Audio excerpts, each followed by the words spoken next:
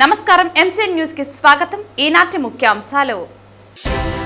గంజాయి అక్రమ రవాణా చేస్తున్న 4 నిందితులు అరెస్ట్. నిందితుల వద్ద నుండి సుమారు 80,000 విలువ గల 4 కేజీల గంజాయి, 4 సెల్ ఫోన్లను స్వాధీనం. వెల్లడించిన పలమనేరు పోలీసులు. తిరుమలలోని బిగ్ క్యాంటీన్లు, జనతా క్యాంటీన్లకు టెండర్ల ప్రక్రియను పారదర్శకంగా నిర్వహించాము. వెల్లడించిన తిరుమల తిరుపతి దేవస్థానం చైర్మన్ బిఆర్ నాయుడు. వార్తల్లోని వివరాలు. గంజాయి అక్రమ రవాణా చేస్తున్న 4 నిందితులను అరెస్టు చేసి వారి వద్ద నుండి సుమారు 80,000 విలువ గల 4 కేజీల గంజాయి, 4 సెల్ ఫోన్లను స్వాధీనం చేసుకుని ఎన్డీపీఎస్ యాక్ట్ ప్రకారం కేసు నమోదు చేయడం జరిగిందని పలమనేరు పోలీసులు వెల్లడించారు. చిత్తూరు జిల్లా ఎస్పీ మణికంఠ చందోలు ఆదేశానుసారం పలమనేరు ఎస్డిపిఓ ప్రభాకర్ ఆధ్వర్యంలో ఈ రోజు మధ్యాహ్నం 4 గంటలకు పలమనేరు టౌన్ మరియు మండలం గంటా ఊరు సమీపాన గల చిత్తూరు పలమనేరు సర్వీస్ రోడ్డుకు దక్షిణం వైపు ఉన్న ఆంజనేయ స్వామి గుడికి దగ్గరలో పలమనేరు మండల తహసీల్దార్ ఇన్బనాథన్, పంచాయతీదారులు, Palamaneru urban police inspector, sub inspector మరియు సిబ్బంది వారిని అరెస్ట్ చేసి వారి వద్ద నుండి సుమారు 4 కేజీల గంజాయిని స్వాధీనం చేసుకున్నారు. వీటి విలువ సుమారు 80,000 ఉంటుందని తెలిపారు. అలాగే 4 సెల్ ఫోన్లను స్వాధీనం చేసుకున్నారు. వీరిపై ఎన్డీపీఎస్ యాక్ట్ ప్రకారం కేసు నమోదు చేయడం జరిగిందని తెలిపారు. 4 ముద్దాయిలు, పొంగునూరు వాళ్ళు, రామచంద్ర వాళ్ళు, ఈ 4 కలిసి నెల్లూరులో ఒక వ్యక్తితో టైప్ అయ్యి అతని దగ్గర నుంచి ఈ గాంజాని తెప్పించుకొని రామచంద్ర పొంగునూరు వాళ్ళకి ఇస్తే పొంగునూరు వాళ్ళ ఇద్దరు చిన్న చిన్న బ్యాగ్ దగ్గర పొంగునూరులోనూ చుట్టుపక్కల పరిసర ప్రాంతం అమ్ముతున్నారు. ఇన్స్పెక్టర్ గారు ఇన్ఫర్మేషన్ సెటప్ చేసి ఈరోజు వాళ్ళు ఆ బస్సులో నుండి ట్రాన్స్పోర్ట్ చేసుకొని వస్తున్నప్పుడు వీళ్ళందరూ 4 రెడీ హ్యాండ్గా 4 కిలోల గాంజాని పట్టుకోవడం జరిగింది. ఈ 4 డిమాండ్ చూపిస్తున్నాము. ఎవరైతే వీళ్ళకు నెల్లూరు నుంచి వచ్చినాడో అతను కూడా కేసులో ముద్దాయి చూపడం జరిగింది. అతను కూడా తొందరలో పట్టుకొని దీని ఉన్న చైన్ లింక్ మొత్తం అంతా బయట తీసుకున్నాం. కిలో 20,000 కొన్నారు వీళ్ళు. ఈ 4 కిలోలు కలిసి 80,000 వీళ్ళు కొన్న రేటు. సార్ ప్రీవియస్ కేసులు ఏమైనా ఉన్నాయి సార్? వీళ్ళపైన పాత కేసులు ఏమైనా ఉన్నాయా సార్? వీళ్ళు పాత కేసులు అరాకీలో ఒకతని మీద 2-3 అరా కేసులు ఉన్నాయి, సస్పెండ్ షీట్స్ ఉన్నాయి. మిగిలిన వ్యక్తుల పైన కూడా ఒకసారి పూర్తిగా మన పోలీసు ప్రజలు కాకుండా మరి ఎక్కడన్నా వీధి కేసులు అది కూడా విచారిస్తారు. నెల్లూరులో ఒక వ్యక్తి ముఖ్యంగా వీళ్ళు ట్రాన్స్పోర్ట్ చేస్తున్నారని చెప్పి తర్వాత డీటెయిల్ కూడా తీసుకోవడం జరిగింది. అతను కూడా తొందరగా అరెస్ట్ చేస్తాం. అదే పట్టుకు దీనికి సంబంధించి ఫ్రంట్ వర్డ్ బ్యాక్ వర్డ్ అన్ని వ్యక్తులను లిస్ట్ అవుట్ చేస్తాం. ఈ నెల 11వ తేదీన నిర్వహించనున్న జాతీయ లోక్ అదాలత్ను సద్వినియోగం చేసుకోండి డిఎల్ఎస్ఏ సెక్రటరీ భారతి పిలుపునిచ్చారు. సెప్టెంబర్ 13 శనివారం లోక్ అదాలత్ జరుగుతుంది కాబట్టి చిత్తూరు జిల్లా ప్రజలందరూ ఈ లోక్ అదాలత్ని సద్వినియోగం చేసి, ఈ లోక్ అదాలత్ అంటే అందరికీ ఏమంటే మీకు అందరికీ తెలిసినదే, మన దగ్గర చాలా వరకు లక్షల్లో కేసులు చాలా వరకు పెరిగిపోతున్నాయి. దాన్ని ఎలాగైనా ఒక సెటిల్మెంట్ తీసుకురావాలనే ఉద్దేశంతో ఆల్టర్నేట్ డిస్ప్యూట్ రిజల్యూషన్ యాక్ట్ అనేది డెవలప్ చేశారు. అంటే pre litigation stage cases settlement చేయాలనే ఉద్దేశంతో మెకానిజం కోసము మనకి 1987లో లోక్ అదాలత్ తీసుకొని వచ్చారండి. యాక్చువల్ లోక్ అదాలత్ అంటే ఏమంటే ఇట్స్ నథింగ్ బట్ సెటిల్మెంట్. అంటే సెటిల్మెంట్ ఏమంటే 10-15 సంవత్సరాల్లో నుంచి మనకి ఎటువంటి డెసిషన్ రాక ఎవరికి ఉపయోగం పడిన టైంలో మనము ఇద్దరు వర్గాలు రాజీకి వచ్చి ఒక కౌన్సిలింగ్ ద్వారా సెటిల్మెంట్ చేసి రాజీ పడ్డాము అని చెప్పి ఒక జడ్జి దగ్గరికి వచ్చి చెప్తే అప్పుడు వాళ్ళు జడ్జి ఇద్దరు రాజీ పడ్డారా అని చెప్తే అప్పుడు లోక్ అదాలత్కి వాళ్ళు కేసెస్ రెఫర్ చేశారంటే అంటే ఇరు వర్గాలు ఇష్టపడి వచ్చింది కాబట్టి అక్కడ ఎవరైతే జడ్జి ఉంటారో వాళ్ళు అవార్డు పాస్ చేస్తారండి. ఆ అవార్డు అంటే ఏంటి అంటే award is nothing but judgement అండి. ఆ జడ్జ్మెంట్ మీద ఎగ్జిక్యూట్ కూడా చేస్తారండి. తర్వాత అవార్డు ఇచ్చిన తర్వాత ఎటువంటి అపీల్ అనేది ఉండదండి. ఎందుకనంటే ఈవెన్ సుప్రీంకోర్టు వరకు పోయినా కూడా అపీల్ అనేది ఉండదు. ఎందుకంటే ఇరు వర్గాలు ఇష్టపడి సంతకాలు పెట్టింటారు కాబట్టి అవార్డు మీద ఎటువంటిది కూడా అపీల్ అనేది ఉండదు.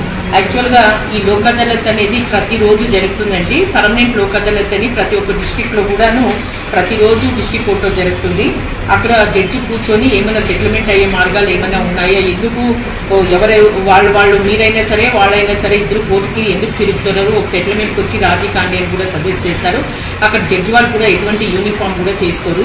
మెయిన్ కాన్సెప్ట్ ఈ లోక్ అదాలత్ ఏమంటే ప్రజలకు సత్వర న్యాయం చేయాలనే ఉద్దేశంతో ఈ లోక్ అదాలత్ని తీసుకొని వచ్చారు. దీనివల్ల ఉపయోగం ఏంటి ప్రజలకి అంటే కోర్టు టైం కానీ ప్రజల టైం కానీ ప్రజల అమౌంట్ కానీ మళ్ళీ అడ్వకేట్స్ ఇంటర్ఫియరెన్స్ అనేది ఉండదండి.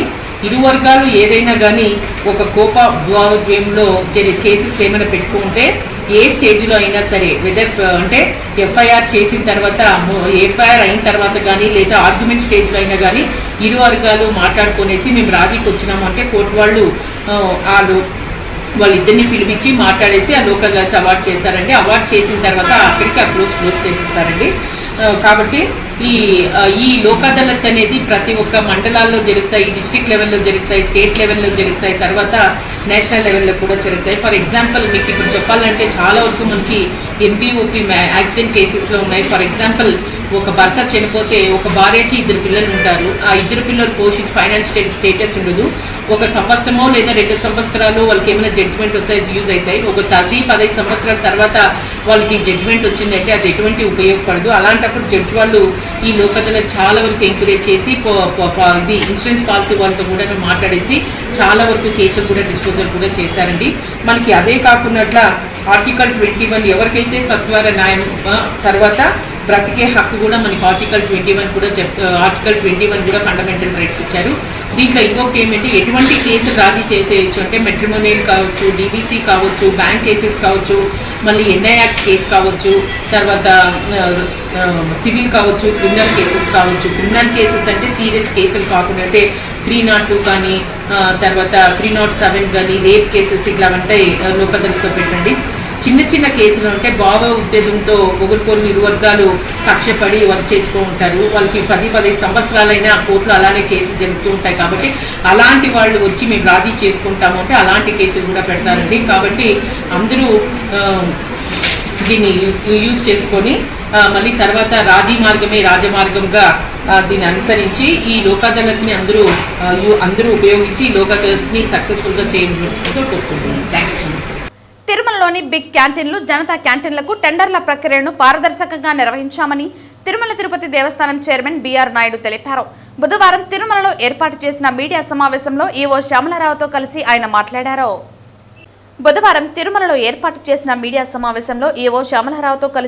మాట్లాడారు. భక్తులకు మరింత రుచికరమైన ఆహారం అందించాలని ఈ నిర్ణయం తీసుకున్నట్లు తెలిపారు. గతంలో క్యాంటీన్ల నిర్వాహకులు ఇష్టారాజ్యంగా వ్యవహరించడంతో భక్తులు తీవ్ర అసౌకర్యానికి గురయ్యారని గుర్తు చేశారు. టీటీడీ ఆధ్వర్యంలోని ఆసుపత్రుల్లో సేవ చేసేందుకు భక్తులకు అవకాశం కల్పిస్తున్నట్లు బిఆర్ నాయుడు తెలిపారు. ఆసుపత్రుల్లో సేవ చేయాలనుకునే భక్తులకు శ్రీవారి సేవ ట్రైనర్ పేరుతో 3 రోజుల పాటు శిక్షణ ఇస్తామన్నారు. ఈ సేవ చేయడానికి వచ్చే భక్తులకు కనీసం డిగ్రీ విద్యార్హత ఉండాలని చెప్పారు. సేవకులకు శిక్షణ ఇచ్చేందుకు ప్రత్యేక కార్యక్రమం నిర్వహించనున్నట్లు పేర్కొన్నారు. తిరుపతిలోని స్విమ్స్ బర్డ్ ఆసుపత్రుల్లోనూ వారి సేవలు వినియోగించుకుంటామన్నారు. విదేశాల నుంచి చాలా మంది భక్తులు శ్రీవారి సేవకు ముందుకొస్తున్నారని, ఎన్ఆర్ఏ భక్తుల సేవలు కూడా వినియోగించుకుంటామని తెలిపారు. ముఖ్యమంత్రి శ్రీ నారా చంద్రబాబు నాయుడు సూచనల మేరకు టీటీడీలోని స్విమ్స్, బర్డు, ఆయుర్వేద, చిన్నపిల్లల ఆసుపత్రి, అశ్విని ఆసుపత్రిలో శ్రీవారి సేవ ద్వారా రోగులకు ఉచితంగా సేవలు అందించేదానికి కూడా ప్రణాళికలు చేపట్టడం జరుగుతూ ఉంది. అది కూడా విద్యార్థులు మినిమం డిగ్రీ చేసి ఉండాలి అనే ఒక నిబంధన పెట్టడం జరుగుతూ ఉంది. అదే విధంగా ఎన్ఆర్ఐ సేవ, విదేశాల్లో ఉండే వాళ్ళు కూడా చాలా మంది వాళ్ళు వచ్చి మేము సేవ చేస్తాం, మాకు కూడా అవకాశం ఇవ్వండి అని వాళ్ళు అడగటం జరుగుతూ ఉంది. వాళ్ళ సేవలు కూడా ఉపయోగించుకునేదానికి ప్రావీణ్యత ఉన్న వాళ్ళు, నిపుణులు వాళ్ళందరినీ కూడా సెలెక్ట్ చేసుకొని వారి సేవలు కూడా మనం తీసుకునే అవకాశం ఉంటుంది. కాబట్టి ఈ యొక్క కార్యక్రమాన్ని ఒక ప్రెస్టేజ్ గా తీసుకొని దాన్ని ఎలాగైనా సరే ఈ భక్తులకు ఏదైతే సేవలు అందిస్తున్నారో ఇంకా మెరుగైన సేవలు అందించాలనే ఉద్దేశంతోనే ఈ స్కీమ్ తీసుకొని రావటం జరుగుతుంది. ఇదే విషయాన్ని మీ అందరితో పంచుకోవాలి. మీ ద్వారా యావత్ ప్రజలందరికీ, ఇంట్రెస్ట్ ఉన్న వాళ్ళందరికీ కూడా మీ ద్వారా మెసేజ్ వెళ్ళాలి. క్వాలిటీ సర్వీస్ ఇచ్చేదానికి ఉపయోగపడాలనే ఉద్దేశంతోనే ఈ కార్యక్రమాన్ని టీటీడీ చేపట్టబోతా ఉంది. క్యాంటీన్ రన్ చేసే వాళ్ళకి మినిమం బిగ్ క్యాంటీన్ అయితే 10, జనతా క్యాంటీన్ అయితే 5 రన్ చేసిన ఎక్స్పీరియన్స్ ఉండాలి. మినిమం టర్న్ ఓవర్ ఉండాలి, ఫుట్ఫాల్ ఉండాలి, వాళ్ళకి బ్రాండ్ నేమ్ ఉండాలి, ఆ బ్రాండ్ కి రికగ్నిషన్ ఉండాలి, అవార్డ్స్ ఉండాలి. ఇవన్నీ కూడా పెట్టి పెద్ద బ్రాండ్స్ తీసుకోవడం, టర్న్ ఓవర్ తీసుకోవడం వల్ల మంచి బ్రాండ్స్ వచ్చాయి. అవన్నీ కూడా చెప్తాము ఇప్పుడు. అలాగే జనతా క్యాంటీన్ కూడా మినిమం ఉండాలి, మినిమం 5 ఉండాలి, వాడికి కూడా టర్న్ ఓవర్, ఫుట్ఫాల్ ఇవన్నీ చెప్పడం జరిగింది. గతంలో 3 సంవత్సరాలకు ఇవ్వడం వలన వారు ఏమీ కూడా దాని మీద బిల్డింగ్ మీద ఏమీ ఎక్స్పెండిచర్ పెట్టేవారు కాదు. మన కిచెన్ చూస్తే టీటీడీ నుంచి కూడా ఒక కిచెన్ పెట్టడానికి, ఒక మంచి కిచెన్ పెట్టడానికి కూడా సరిపోని మన కిచెన్ ఇన్ఫ్రాస్ట్రక్చర్ ఇవ్వడం జరిగేది. అదంతా తీసి మనము 5 సంవత్సరాలు కనీసం మనం వాళ్ళకి ఇవ్వడం వలన వాళ్ళు దాని మీద ఇన్ఫ్రాస్ట్రక్చర్ మీద స్పెండ్ చేసుకోవడానికి అవకాశం ఉంది. ఎందుకంటే ఎక్కువ రెవెన్యూ వేసిన వాడు మళ్ళీ దాని మీద ఇన్ఫ్రాస్ట్రక్చర్ మీద ఎవరు స్పెండ్ చేయరు. దాని వలన ఏంటంటే FSSAI నామ్స్ ప్రకారం మనకి హైజీన్ లేకపోవడం ఇవన్నీ రావడం వలన కొన్ని క్యాంటీన్స్ కూడా FSSAI వాళ్ళతో మనము ఈ ఫుడ్ సేఫ్టీ వాళ్ళతో కలిసి కొన్ని క్యాంటీన్స్ కూడా బిగ్ క్యాంటీన్ ఒకటి క్లోజ్ చేయడం జరిగింది. మనం ఇంకా పగడ్బందీగా ఉన్నాము. Tomorrow if somebody questions we can also release the reports అని చెప్పి మనం ఒక 3 టీములు తయారు చేసి అన్నిటిని విజిట్ చేపించాం. వాళ్ళు టెక్నికల్ బేస్ చేసి మనం వాళ్ళని సెలెక్షన్ చేశాం కదా, వాళ్ళకి నిజంగా అంత టెక్నికల్ కెపాసిటీ క్యాపబిలిటీస్ ఉన్నాయా అని మనము వాళ్ళు అన్ని టీమ్స్ చేసేస్తే అన్ని టీమ్స్ పోయిన వాళ్ళందరూ కూడా ఫోటోగ్రాఫ్స్ పట్టుకొస్తే even we never thought of వాళ్ళకి అంత స్టార్ కేటగిరీ ఆఫ్ ఫెసిలిటీస్ కానీ కిచెన్ మెయింటెనెన్స్ కానీ సిట్టింగ్ కెపాసిటీస్ కానీ అన్నీ కూడా ఫోటోగ్రాఫ్స్తో సహా రిపోర్ట్స్ కూడా తయారు చేసుకొని సబ్మిట్ చేయటం అన్ని వాటిని కూడా కన్సిడర్ చేసి ఎక్కడా కూడా ఏ లూప్ హోల్ కానీ ఏ చిన్న విషయాన్ని కూడా వదలకుండా అన్నీ కూడా కన్సిడర్ చేసిన తర్వాత LO లెటర్ ఆఫ్ అవార్డు ఈరోజు ఇవ్వడం జరిగింది. వెంకటగిరి పోలేరమ్మ జాతర ఘనంగా నిర్వహించి ప్రశాంత వాతావరణంలో భక్తులకు దర్శనం కల్పించేలా పూర్తి స్థాయిలో అన్ని ఏర్పాట్లను సంబంధిత శాఖల సమన్వయంతో చేపట్టి భక్తులకు ఎలాంటి అసౌకర్యం కలగకుండా పకడ్బందీగా చర్యలు చేపట్టాలని తిరుపతి జిల్లా కలెక్టర్ వెంకటేశ్వర్ తెలిపారు. బుధవారం వెంకటగిరి నియోజకవర్గంలోని పింజలి వీరయ్య కళ్యాణ మండపం నందు కలెక్టర్ వెంకటగిరి ఎమ్మెల్యే కోరుగుంట్ల రామకృష్ణ, జిల్లా SP Harshavardhan Raju, Gudur sub collector Raghavendra Meena, municipal chairman Nakka Bhanupriya, MPP Tanuja Reddy, AMC chairman Vishwanath మరియు సంబంధిత శాఖల అధికారులతో కలిసి వెంకటగిరి పోలేరమ్మ జాతర ఏర్పాట్లపై సమన్వయ సమావేశం నిర్వహించారు. ఈ సందర్భంగా జిల్లా కలెక్టర్ మాట్లాడుతూ ఈ నెల సెప్టెంబర్ 7వ తేదీ నుంచి 11వ తేదీ వరకు వైభవంగా జరిగే వెంకటగిరి పోలేరమ్మ జాతర నిర్వహించేందుకు ఏర్పాట్లు పక్కాగా చేపట్టాలని, ప్రభుత్వం ఈ పోలేరమ్మ జాతరను రాష్ట్ర పండుగగా ప్రకటించిన నేపథ్యంలో అధిక సంఖ్యలో భక్తులు పాల్గొనే అవకాశం ఉందని, భక్తులకు పూర్తి స్థాయిలో ప్రశాంత వాతావరణంలో అమ్మవారి దర్శనం జరిగేలా చూడాలని తెలిపారు. అన్ని ఏర్పాట్లను పగడ్బందీగా ఏర్పాటు చేయడంతో పాటు ఎక్కడా ఎలాంటి అవాంఛనీయ సంఘటనలు జరగకుండా చూడాలని తెలిపారు. అనంతరం ఎమ్మెల్యే మాట్లాడుతూ పోలేరమ్మ అమ్మవారి జాతర సందర్భంగా అందరి సహకారంతో భక్తులకు అమ్మవారు దర్శనం కలిగేలా అన్ని ఏర్పాట్లు చేస్తున్నామని తెలిపారు. జాతర సందర్భంగా అమ్మవారి దర్శనార్థం వచ్చే భక్తులు ఎలాంటి ఇబ్బందులు కలగకుండా ఏర్పాట్లను చేయాలని, వీఐపీ దర్శనాలు తగ్గించడం జరుగుతుందని, 300 దర్శనం, ఉచిత దర్శనం క్యూలైన్లు మాత్రమే ఏర్పాటు చేసేలా ఎలాంటి చిన్న పొరపాట్లు జరగకుండా చర్యలు తీసుకోవాలన్నారు. అనంతరం గూడూరు సబ్ కలెక్టర్ మాట్లాడుతూ అన్ని శాఖలను సమన్వయం చేసుకుని పోలేరమ్మ అమ్మవారి జాతర ఘనంగా నిర్వహించేందుకు అన్ని ఏర్పాట్లు చేపడుతున్నామని తెలిపారు. ఈ కార్యక్రమంలో డీఎస్పీ గీతా కుమారి, జిల్లా దేవాదాయ శాఖ అధికారి రామకృష్ణారెడ్డి, వెంకటగిరి మున్సిపల్ కమిషనర్ వెంకట్రామిరెడ్డి, జిల్లా అధికారులు, ప్రజాప్రతినిధులు తదితరులు పాల్గొన్నారు. అందరికీ నమస్కారం. మనము ప్రతి ఏటా నిర్వహించుకున్నటువంటి శ్రీ శ్రీ శ్రీ పోలేరమ్మ అమ్మవారి జాతర ఈ సంవత్సరం సెప్టెంబర్ 7 నుంచి 11వ తారీఖుల మధ్యలో ఈ 4 రోజుల్లో వివిధ కార్యక్రమాలు ఈ సంవత్సరం కూడా నిర్వహించుకోవడం జరుగుతుంది. మీ అందరికీ తెలిసినట్టుగానే గత సంవత్సరం ప్రభుత్వం ఈ జాతరని రాష్ట్ర పండుగగా డిక్లేర్ చేయడం జరిగింది. ఈ సంవత్సరం కూడా ఇదొక రాష్ట్ర పండుగగా పోలేరమ్మ జాతరని నిర్వహించుకోవడం జరుగుతుంది. మనకి ఈ జాతరకి సుమారుగా చుట్టుపక్కల మనకి నెల్లూరు జిల్లా, అదేవిధంగా తిరుపతి జిల్లా, చిత్తూరు జిల్లా నుంచి పెద్ద సంఖ్యలో భక్తులు ఈ పండక్కి విచ్చేస్తారు. దీనికి సంబంధించి ఇదివరకే గౌరవ శాసనసభ్యులు, వెంకటగిరి శాసనసభ్యులు రామకృష్ణ గారు ఆధ్వర్యంలో సబ్ కలెక్టర్, మిగతా లైన్ డిపార్ట్మెంట్స్ అందరూ కూడా ఒకసారి సమీక్షా సమావేశం ఏర్పాటు చేసుకోవడం జరిగింది. ఈరోజు వెంకటగిరిలో గౌరవ శాసనసభ్యుల గారితో పాటు జిల్లా ఎస్పీ గారు, మిగతా జిల్లా అధికారులు వాళ్ళందరితో కలిపి ఈచ్ డిపార్ట్మెంట్ నిర్వహించాల్సినటువంటి బాధ్యతలు, వాళ్ళు టేకప్ చేయాల్సినటువంటి అన్ని రెస్పాన్సిబిలిటీస్ కూడా చాలా సువివరంగా డిస్కస్ చేయడం జరిగింది. ముఖ్యంగా టెంపుల్ వాళ్ళు, మున్సిపాలిటీ వాళ్ళు, అదేవిధంగా APSRTC, Panchayati Raj department, police department, revenue department, ఇలాగా ఏపీఎస్పీడీసీఎల్, ఆర్ఎండ్బి అన్ని డిపార్ట్మెంట్స్ కూడా వాళ్ళు చేపట్టవలసినవన్నీ కూడా చాలా డీటెయిల్గా డిస్కస్ చేయడం జరిగింది. భక్తులు ఫ్రీగా దర్శనం చేసుకోవాలి బాగానే కాన్సెప్ట్తోనే అందరం కూడా మాట్లాడుకున్నాం. అందరు కూడా చెప్పడం జరిగింది. విఐపీల కన్నా కూడా, విఐపీలు అంటే అందరూ విఐపీలు కాదు, ఎవరైతే ఎమ్మెల్యేలుగా ఎక్స్ఎమ్మెల్యేలుగా ఉంటారో, ఎవరైతే పదవులు తీసుకుని ఉంటారో వాళ్ళు మాత్రమే విఐపీలు, మరవాళ్ళు ఎవరూ లేదు. ఎందుకంటే ఎక్కడి నుంచో వస్తారు భక్తులు, వాళ్ళ దర్శనాన్ని ఇబ్బంది కలిగించకుండా అందరికి కూడా మంచి దర్శనం అమ్మవారు ఇచ్చే విధంగా మరి ఈరోజు ఈ మీటింగ్ ద్వారా అందరూ కూడా తెలియజేయడం జరిగింది. అందుకని మీరందరూ కూడా ప్రస్తుతాలు కూడా సహకరించి అందరూ కూడా వచ్చేటువంటి భక్తులకి మంచి దర్శనాన్ని ఇచ్చి గతంలో కన్నా కూడా రాబోయే ఈ జాతరకి మంచి పేరు తెచ్చుకోవాలని చెప్పని కూడా అందరికి కూడా తెలియజేస్తా ఉన్నా. అంగరంగ వైభవంగా శ్రీ పోలేరమ్మ జాతరను నిర్వహించేందుకు పోలీసు సిబ్బంది, రెవెన్యూ సిబ్బంది కలిసి అన్ని ఏర్పాట్లు చేస్తున్నామని తిరుపతి జిల్లా ఎస్పీ హర్షవర్ధన్ రాజు అన్నారు. రాష్ట్ర పండుగగా శ్రీ పోలేరమ్మ జాతర 2025 సంవత్సరంగాను అధికారుల సమన్వయ సమీక్షా సమావేశం వెంకటగిరిలోని ఓ ఫంక్షన్ హాల్లో ఏర్పాటు చేశారు. ఈ సందర్భంగా జిల్లా ఎస్పీ హర్షవర్ధన్ రాజు మీడియాతో మాట్లాడుతూ గత అనుభవాలను దృష్టిలో పెట్టుకుని ఎలాంటి అవాంఛనీయ సంఘటనలు జరగకుండా ముందస్తు బందోబస్తు ఏర్పాటు చేస్తున్నామన్నారు. 250 సంవత్సరాల క్రితం మొదలైన ఈ పోలేరమ్మ జాతరలో అమ్మవారిని దర్శించుకునేందుకు లక్షలాది మంది భక్తులు వస్తున్నారని అన్నారు. 2023వ సంవత్సరంలో రాష్ట్ర ప్రభుత్వం పోలేరమ్మ జాతర పండుగను రాష్ట్ర పండుగగా ప్రకటించారని అన్నారు. ఈ జాతరకు బందోబస్తు కోసం చేసే సిబ్బందికి స్పెషల్గా డిజైన్ చేసిన rain jackets, radium jackets, main packers అందజేస్తున్నామన్నారు.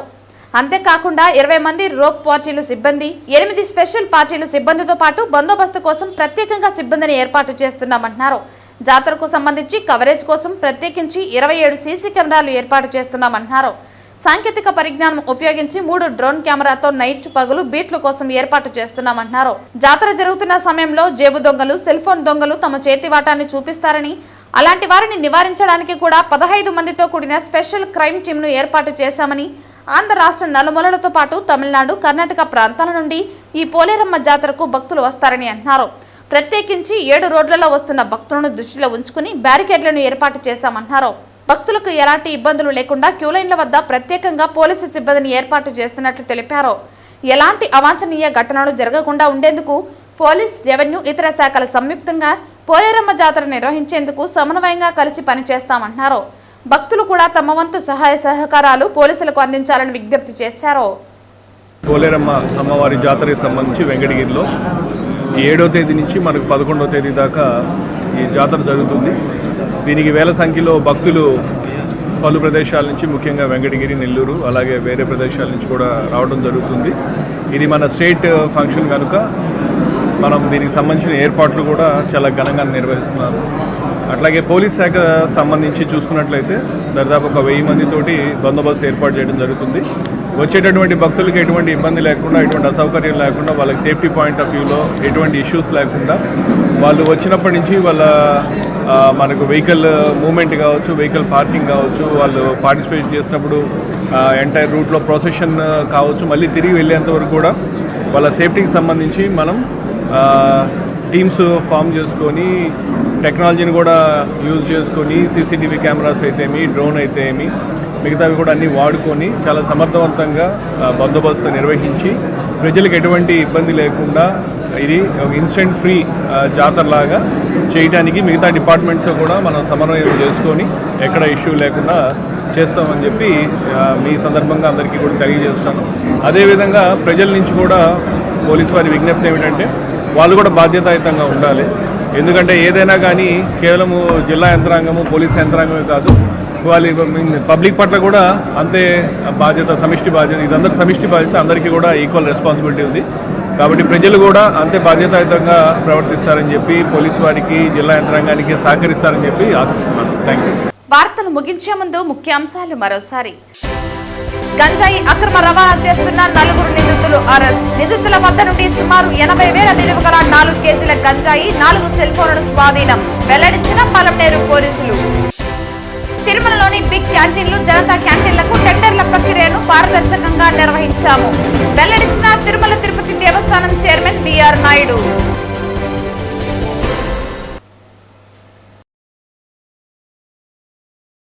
ఈ వార్తలు ఇంతటితో సమాప్తం. తిరిగి వార్తల్లో మళ్ళీ కలుద్దాం. అంతవరకు సెలవు. నమస్కారం.